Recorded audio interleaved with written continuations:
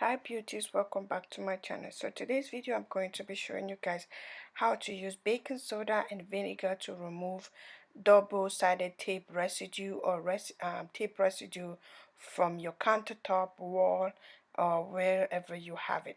So this is some of the residue that I had on this wooden door, and I wanted to get rid of it for the longest time. I used water and soap. It didn't work. I already did that side, and I'm just showing you guys this side.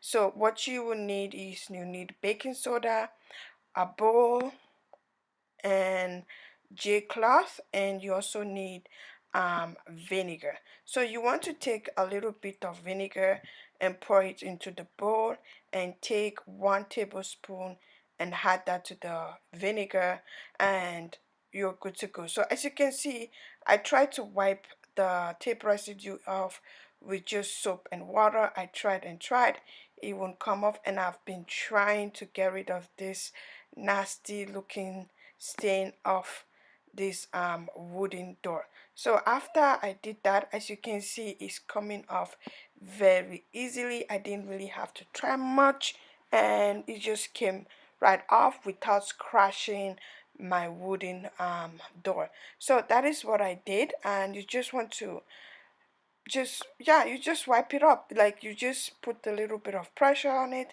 and it comes off very easily, and it leaves that wooden door looking brand new. I was in shock because I've been trying to get it for the longest time. So this is how um you get rid of double-sided tape residue on your countertop, on your wall, without leaving a scratch or damaging any surface. As you can see, it came out very easily.